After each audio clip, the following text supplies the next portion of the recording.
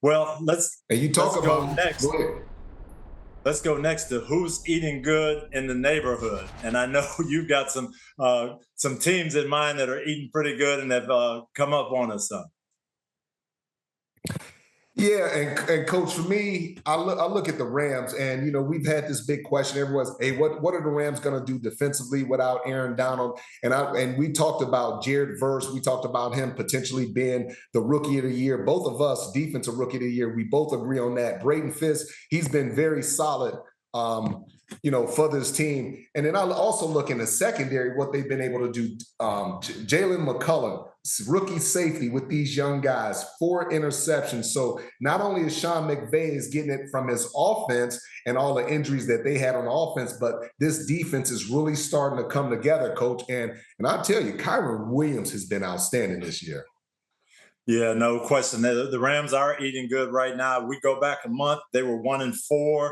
Their wide receivers are out. We saw them. Their offensive line was banged up. Stafford's getting mauled, and everybody's saying, well, it's time to reload. Maybe you want to trade Cooper Kupp. Maybe you want to trade Stafford. Well, all of a sudden they get their wide receivers back. That opens up things, lets Kyron Williams have a little more room. They're now balanced on offense, and they're now 4-4.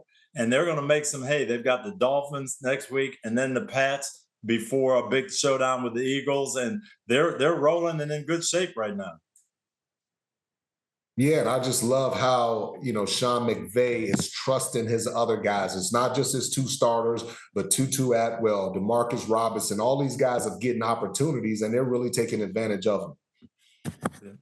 But one more team that I think is eating good right now is the Philadelphia Eagles. Again, we can go back to a point they lost to the Bucs 33-16, dropped to 2-2, and everybody had questions and what's going on. They're not using Saquon. Well, they come back, they beat the Browns, they beat the Giants, they dominate the Bengals, they beat the Jags. They're 6-2, and they're rolling right now and feeling good about themselves.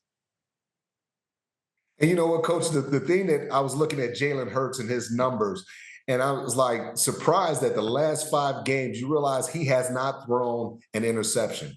And that's been key, them not turning the football over, but also learning that, hey, the offense goes through Saquon Barkley, not Jalen Hurts. And I love that because it seems like it's taking so much pressure off of Jalen Hurts.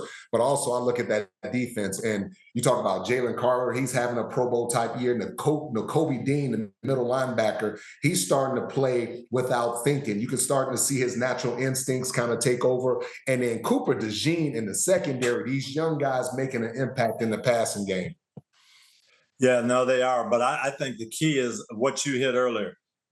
Focus it on Saquon. And we look at the stats after these games, and the Eagles have 39 runs, 41 runs, and 24 passes. That's their style. When they're pounding the ball and you have to defend Saquon, then Devontae Smith's one-on-one, A.J. Brown's one-on-one, and you can make things happen then. And that's why Jalen's feeling very comfortable. I don't have to force the ball. I don't have to make things happen. And they're playing great football right now.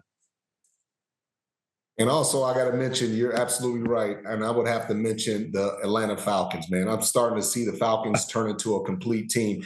And I'll tell you, the most impressive guy outside of Kirk Cousins has been Bijan Robinson. I mean, I think he's been terrific. You started to talk about the top 2 or 3 running backs in all of football. I would put him at number 3, right behind Derrick Henry, and say maybe Josh Jacobs or Saquon. You know what I'm saying? Like that's the type of impact that he's having. And that offensive line has been great. The defense is starting to come around. And, I said the other day that Jesse Bates, I believe that he should be Defensive Player of the Year in the halfway point. Well, they are. They are playing good football, leading the NFC South. And I think you're right. I think it starts with Bijan. He is really dominating games, making people defend him. And now Kirk Cousins is throwing when he wants to throw and throwing against one-on-one coverage. And Cousins is playing outstanding football for them because Bijan, they've made him the focus of the offense.